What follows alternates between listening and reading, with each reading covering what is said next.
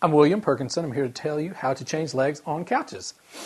Now, I've already tilted this one back, but we did pull it out from the wall just enough so that we can roll it over onto its back gently. You want to use safe lifting techniques. But once it's on its back, all four legs are exposed. And the good news is that in 90% of these types of couches, the legs are just twisted on. So to remove them, you grasp it firmly and turn it counterclockwise. And a couple of gentle turns and they begin to spin freely.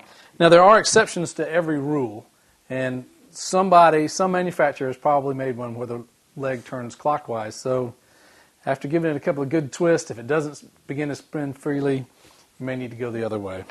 But just a couple of spins and it's out like this. You have various styles of legs that are available online or at your local retailer. These legs are not exposed. They've got a skirt on the sofa, so you don't have to worry about being decorative. It'll save you a little bit of money, but they're pretty uniform. The screw is generally a uniform size. You want to make sure, though, take the old leg with you when you're looking at to purchase a replacement leg.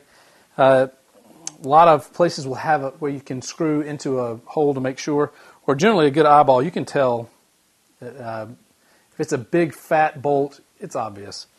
But anyhow, the new one will screw on just like the other one screwed off. Most of the time you don't need 4 brand new legs. Some sofas come with 5.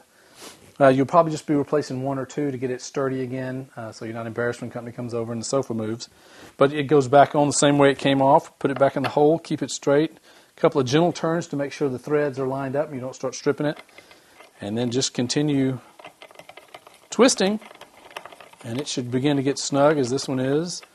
And then you want to turn it about a quarter turn past snug, and you're in good shape.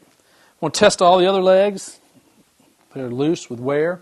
Go around the sofa, and you should have a pretty sturdy sofa in just no time. I'm William Perkinson, and that's how to change a leg on a couch.